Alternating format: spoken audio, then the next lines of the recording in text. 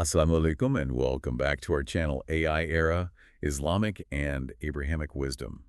Today we're diving into something truly foundational, looking at Zahir Ahmad Mir's incredible work, the Abu Bakr model, foundations of civilizational leadership. And hey, before we jump in, if you like what we do here, please do make sure to subscribe to the channel, like this video, and share it with your friends. It really does help us out a lot. Okay, so let's unpack this. We have a truly fascinating collection of sources today, and they're all centered on a figure whose leadership, well, it was famously brief, but it casts this profound shadow across 14 centuries of civilization, Hazrat Abu Bakr as-Siddiq. It really does, and I think it's important to frame this right from the start. We're not here for, just a simple history lesson. No, not at all. We're here to dissect the architecture of governance. We're examining what the source material calls the Abu Bakr model, which argues that things like integrity, this radical humility and institutional stability, they weren't just admirable traits. Right. They were functional tools used to build a lasting civilization. So this deep dive is really about the strategic choices that created a template for ethical governance. So the mission for you, the listener, is to really grasp the core elements of this model. We need to understand the strategic thinking behind it. Why did he choose, foundational principles over the charisma of personalities? Mm-hmm. What specific structural things did he actually leave behind? And this is the big one. How do these ancient rules apply to our hyper-modern, data-driven world, a world that's wrestling with completely new forms of power? And what's so fascinating here, right from the get-go in the source material, is that the central measure of success in this model is it's profoundly counterintuitive to how we think today. How so? It's not about how much power you gain. It's not about how much territory you expand during your term. Instead, it's defined by how much institutional and moral stability you preserve. Preserve, not acquire. Exactly. Preserve during a critical time of transition. And this reversal of the metrics from acquisition to preservation, that's the key. That's the defining feature. That is a powerful starting point. In our modern world, we almost always measure leaders by quantifiable acquisitions, don't we? Oh, absolutely. Stock market gains, electoral victories, the sheer scale of, infrastructure projects. Mm-hmm. The leader is judged by the immediate, visible things they gather and control. Yeah. But the source material makes it so clear that Abu Bakr actively designed his leadership to be measured by what endured after him. He was completely focused on the long-term health of the system itself. So let's delve into this concept, this idea of preservation versus acquisition, because it really does just turn the whole idea of leadership on its head. If the goal isn't personal achievement, then what steps does a leader have to take to make sure their success is systemic and not just, biographical? That's where the core principle comes in, the absence of personal glory. And this wasn't just some incidental display of piety. It was a strategy. It was a deliberate, calculated strategy of governance. The source really emphasizes that he actively avoided building monuments, seeking titles, or pursuing any kind of personal distinction that would elevate him above the system he was serving. It was an essential move to institutionalize power. So, if the leader is intentionally keeping a low profile, living simply, avoiding all the trappings of power, what does that actually communicate to the people being governed? It seems like a very intentional demystification of authority. It communicates that the power is in the office. It's in the law, not in the individual. Think about how fragile systems are when they're built around charismatic figures. Right. The figure departs and the whole thing can just collapse. Exactly. Because all the loyalty, all the authority was tied to their personality. By refusing personal glory, and there were stories of him being mistaken for an ordinary man even while he was the caliph, he strategically disconnected the legitimacy of the state from his own ego. So if a leader ties their success to their own personality, the structure is just inherently fragile. It's doomed to be fragile when they leave. So his success wasn't measured by his personal status while he was in office, but strictly by the outcome for the society and the faith. It was almost like a strategic disappearing act. Yeah, that's a good way to put it. A leader whose ultimate goal was to make himself, the person, completely obsolete, so the system didn't need his personal presence to function. That's a radical idea for political leadership, isn't it? It's completely radical. And we see this powerful detail articulated in the sources. What mattered more was what endured after him rather than what existed during his time. This is just a profound shift from dynastic kingship or tribal rule. Most leaders are obsessed with their immediate legacy. The things they sign, the immediate victories they can claim. Right. But Abu Bakr was hyper-focused on securing the health of the system, making sure the structural foundations were sound enough to withstand any future shockwaves. His decisions were all long-term optimizations, often at the expense of, short-term popularity. That perspective is incredibly valuable when you think about modern corporate or political transitions. You have to ask, were the big, difficult decisions made to burnish the leader's resume and secure their place in history? Or were they made to solidify the institution for the next 50 years, regardless of who gets the credit?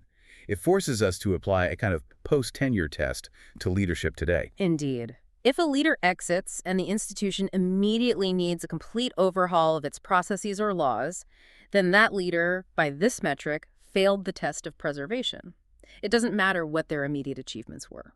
So the Abu Bakr model suggests that true success is the system's continued functionality and integrity after the leader is gone. And we can actually quantify this preservation. The true measure of his leadership, it was based on securing foundational stability during an immense crisis right after the Prophet's passing. The sources identify 4 enduring outcomes that acted as these foundational pillars for the entire civilization that followed. This wasn't just about surviving. No, it was about structurally hardening the state.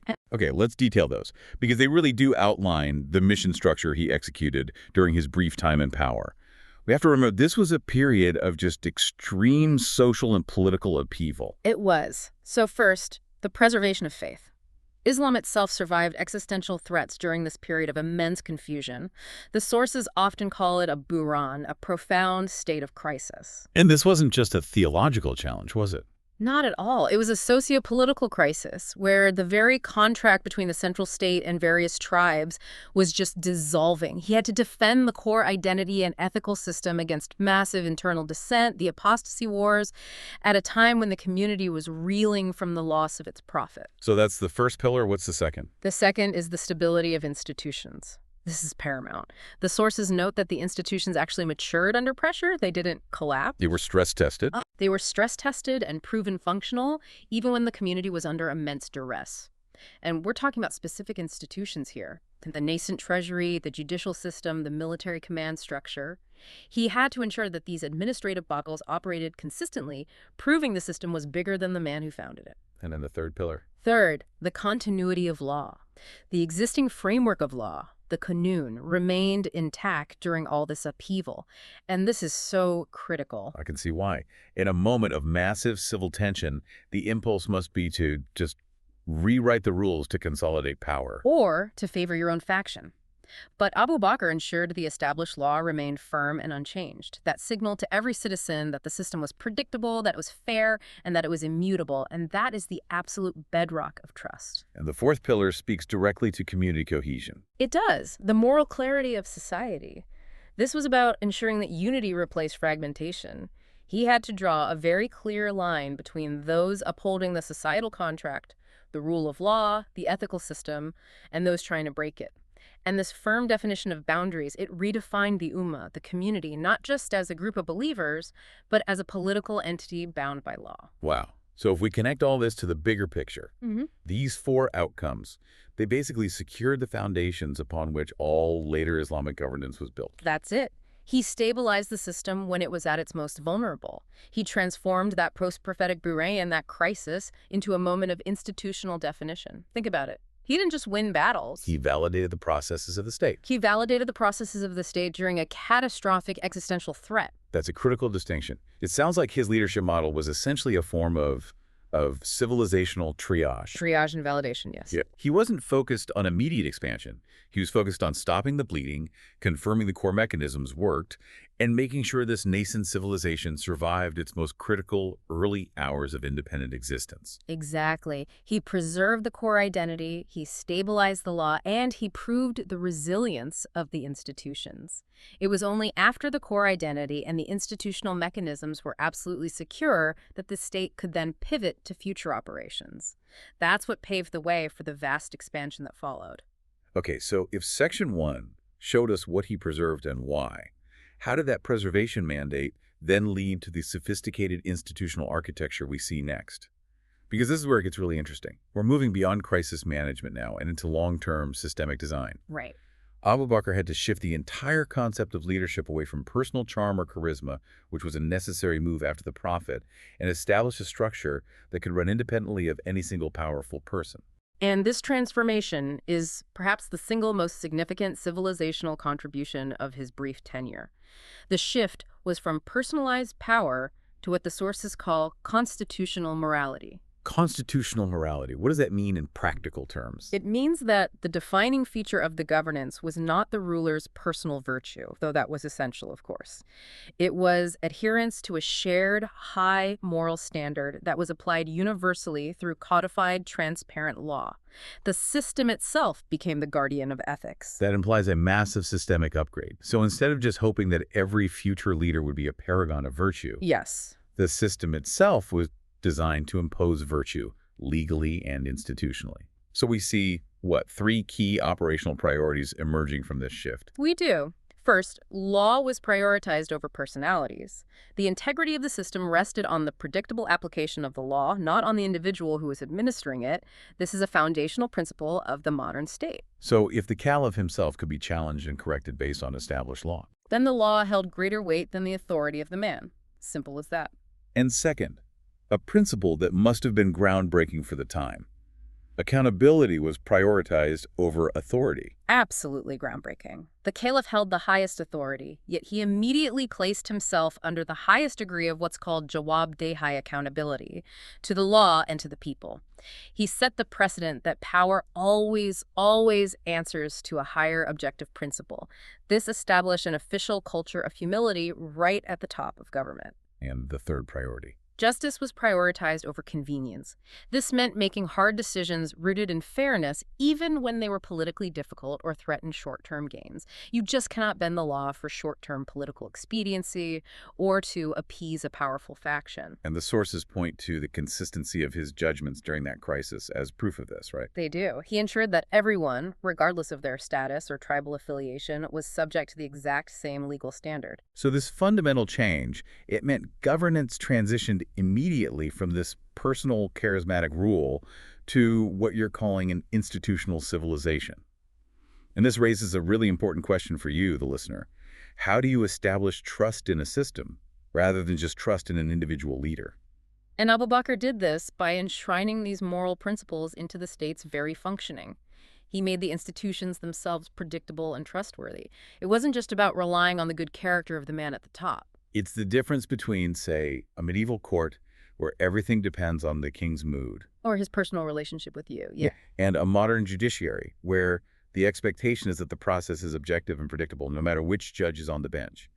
He was building a robust, replicable system, one that was necessary for civilizational scale. And the immediate outcome of this transition to constitutional morality was this rapid establishment of cohesion. Even among tribes and personalities who had been, fighting each other just weeks before, the structure itself became the source of unity. So let's revisit those outcomes that confirm this immediate institutional stability, which moved the state from just precarious survival to stable governance. Yes.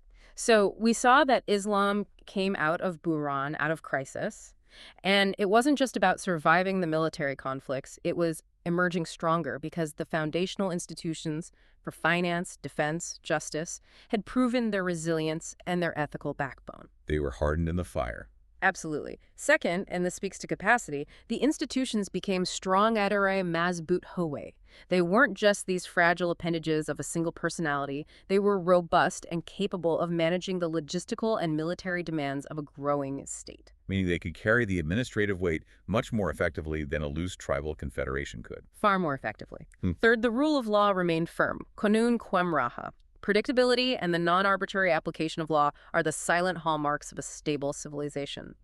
When citizens know the rules are stable, things like investment, trade, the social contract, they all flourish. It prevents that internal political paralysis that so often cripples new regimes. And finally, the community was united, umma mutahid hui. And unity follows from clarity of law and stable institutions. If the system is just and predictable, people are far more willing to participate and submit to its authority, even if they disagree with specific policies. Because they trust the process. They trust the process. The whole section really highlights that the first caliph functioned as an emergency architect, shoring up walls, ensuring the blueprint The law and ethical structure was protected, not rewritten. He made sure the mechanisms of the state were sound enough for mass participation and long-term, multi-generational sustainability. So he solved the inevitable crisis that follows the passing of a charismatic foundational leader. The next point is about this paradox of power that runs through the whole model. We're conditioned to believe that power ultimately comes from resources, military force, endless wealth, superior technology. But the sources suggest Abu Bakr used a completely different, almost ethical currency to maintain control. That is the core argument, and it fundamentally challenges the norms of political science. His power did not derive primarily from conventional means. This is a critical distinction, especially in the immediate aftermath of a foundational crisis, where you'd expect military or financial muscle to be used to suppress opposition. But instead, he generated obedience not through fear of force, but through trust in his character. How was that authority maintained? I'm thinking of his famous inaugural speech, where he explicitly said people should only obey him as long as he obeyed the foundational principles. That gives the governed a kind of conditional right to obey. Exactly. His authority sprang from his recognized, consistent, and very public personal integrity. The sources identify 4 core components that translated that personal character into political capital. First, truthfulness. Sachai. His word was his bond, which eliminated political maneuvering and made him utterly reliable to both allies and former opponents. Second was consistency and character. Kirdar. His actions always matched his words day in and day out. That radical transparency maximized his credibility in an era where, I imagine, political trust was pretty scarce. Very scarce. Third, integrity. Diyanat. He was seen as personally incapable of exploiting his position for private gain. That immediately garnered respect and trust, and it dramatically minimized the risk of corruption within the early administration. His own conduct was the standard. And fourth, this profoundly important internal mechanism, fear of accountability, kafakuda. Yes. This is the internal check and balance that manifests externally. The community saw that the caliph feared a higher inescapable judgment more than he desired earthly power or feared political opposition. When a leader publicly demonstrates that level of internal moral constraint, the people feel safe from arbitrary self-serving rule. So the fundamental lesson here is that moral authority created obedience without the need for systemic coercion. This just turns the typical power dynamic on its head. It does. We usually assume power creates the rules of ethics. Or at best, leaders have ethics as a kind of added bonus. In this model, power didn't create ethics. Ethics created power. His moral consistency was his most potent political tool. It granted him the legitimacy he needed to stabilize the state during a massive crisis. This provides a blueprint for maintaining authority without descending into tyranny. If the people trust the moral framework, they're willing to accept difficult decisions because they trust the intentions behind them. And this inherent humility, this focus on accountability, it all culminated at the end of his life, defining the non-dynastic template for future leadership. He explicitly avoided setting up a succession based on bloodline or personal claim, which, that flew directly in the face of millennia of established political tradition. That decision was monumental. It permanently broke the default historical pattern of succession, which almost universally defaults to dynastic rule passing power based on lineage, not merit. By establishing a process for consultation and selection, he ensured the focus would remain on the office, not the family. And the inventory of what he left behind, it really defines his entire legacy. He left behind a leadership model, a governance method, and an ethical framework. Nothing personal, nothing physical. That's the complete inventory. He didn't leave a trust fund. He didn't leave palaces. He even returned the meager stipends he had taken during his caliphate back to the public treasury. He saw them as debts. So he left behind principles to follow, not heirs to rule. Precisely. The implication is perfectly captured in the source's assertion. Leadership demands character, not lineage. It's the ultimate statement of institutional commitment. At the moment of his departure, his wafat, he claimed no personal privilege, left no accumulated wealth, and demanded no personal legacy. He departed as he lived. Accountable, humble, and complete. And this final act served as the ultimate reinforcement of the institutional template. It proved that the system was non-personal to the very end. By avoiding the accumulation of wealth or demanding dynastic privilege, he cemented the moral contract between the ruler and the ruled. He demonstrated that the office was a heavy burden of selfless service and accountability, not a platform for personal or familial enrichment. And that set an expectation for all future leaders that they too would ultimately be judged on their service, not their wealth. So when we look at the timeline, a reign of just over 2 years, the impact seems wildly disproportionate to the duration. This short period, however, created a permanent, non-negotiable foundation. This is where we have to shift our analysis to understand how his stabilizing decisions acted as essential scaffolding for everything that came after. What's so fascinating here is that the sources argue his decisions weren't just locally successful. They were the essential precursor for the successes of his successors. It's clear that every major later achievement traced back to his stabilizing rule. He provided the necessary stability for others to then build upon. Let's detail those specific tangible influences on his successors, starting with Umar. Abu Bakr's successful groundwork is what enabled Umar's vast administrative expansion and social reforms. Umar ki wusat. What does enabled really mean here? It means Umar inherited a state whose core internal and external existential threats, the apostasy wars, the challenge of defining the state, were already resolved. The caliphate was unified, the treasury was stabilized, and military command was coherent and centralized. Umar could therefore pivot immediately to statecraft, to massive administrative expansion and justice reforms, because Abu Bakr had already secured the operating system. So Abu Bakr didn't just survive. He provided the administrative coherence necessary for continental expansion. He finished that crucial stage 0, allowing Umar to confidently move to stage 1. Precisely. And for Uthman, the influence was one of continuity and institutional protection. Abu Bakr's rule protected the institutional continuity of the state Uthman Qatas also. When Uthman took office, the system was mature enough to handle rapid demographic and geographic growth, internal fiscal challenges, and the need for standardized structures, like the compilation of the Quran. So the stable legal framework established by the first caliph allowed the administration to manage these massive scaling challenges without immediately fragmenting. It did. And finally, for Ali, his rule provided the ethical and legal framework Ali ki ikhlaqi bunyad. Even amidst the severe internal conflicts later on, the reference point for legitimacy, for justice, and for the definition of a principled state was always the standard set by the first caliph, a standard that prioritized law and character over political maneuverings. The implication is just crystal clear. The brevity of his reign, Khilafat Muqtasar, it only underscores the depth of his foundational impact. He didn't need decades to set the tone. He needed 2 critical years of flawless, uncompromising execution of foundational principles. He proved that strategic clarity can far outweigh temporal duration. That brings us to the timeless metric of this entire model. Though his caliphate was brief, its impact was permanent, its moral clarity unmatched, and its influence global. He established the gold standard of righteous institutional governance. And the sources really compel us to adopt this core conclusion. Duration does not define greatness, direction does. He solved the foundational identity crisis of the community and institutionalized the Prophet's legacy into a permanent legal and ethical structure. That direction, rooted in constitutional morality and accountability, became the non-negotiable template. So any later leader who strayed from that template, They found themselves in immediate political or moral trouble. this raises an essential question for you, the listener, especially in today's political environment. When we evaluate modern leaders, do we focus on their term limits, their immediate legislative wins, or the non-negotiable ethical direction they set for institutional stability decades into the future? Right. Do we ask if they built a monument for themselves or if they preserved and strengthened the necessary institutional foundations for their successors? And often, the leaders who set the best direction are the ones who make the most difficult and unpopular decisions in the short term. They do that precisely because they're optimizing for permanence and systemic health, not for immediate political popularity or legacy accumulation. This model offers a way to evaluate leadership through the lens of long-term utility, not instant gratification.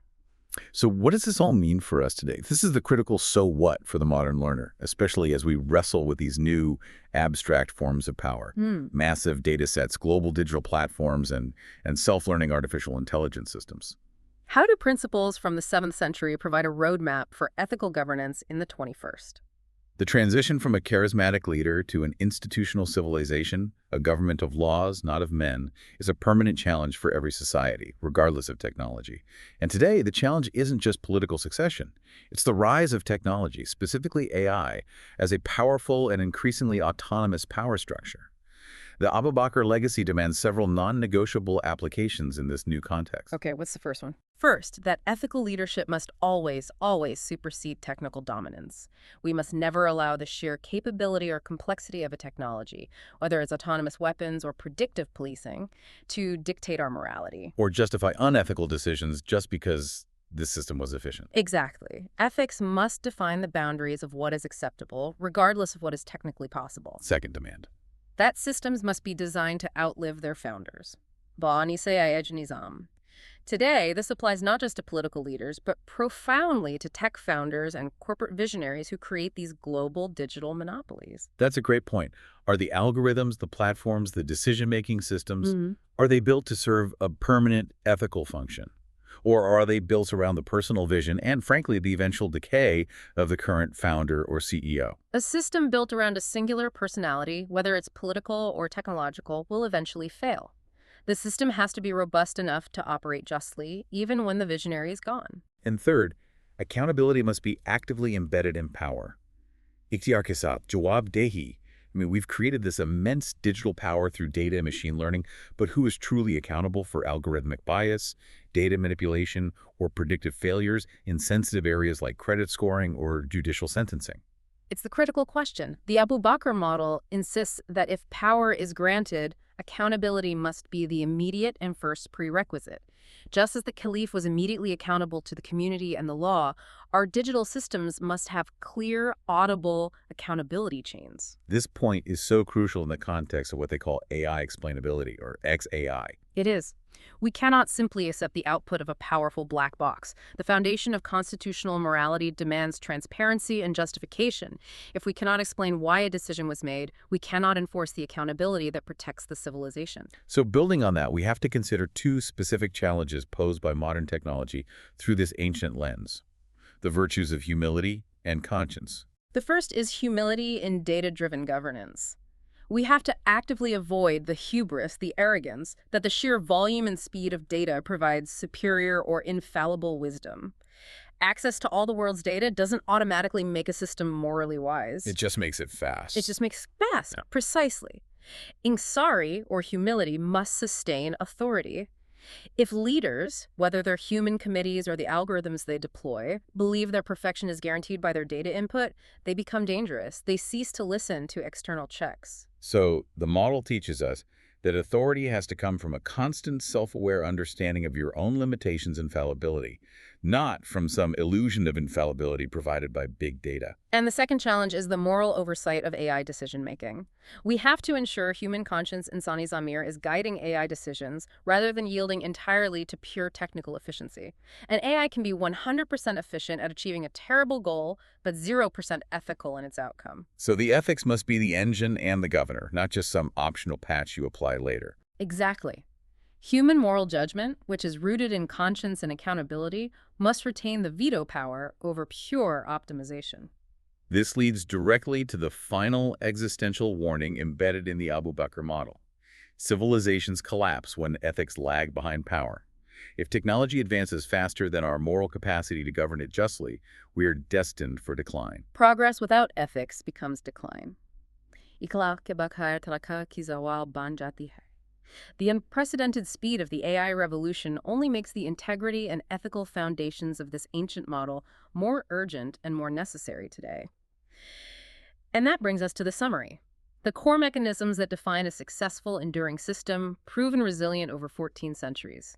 This is the timeless equation for civilizational stability, one that transcends technology and geography. It's an equation made up of 4 non-negotiable constants, derived directly from these sources. First, integrity stabilizes systems. A corrupt system, one that lacks accountability and transparency, is unstable by definition. It will eventually collapse under its own internal contradictions. Second, justice preserves unity.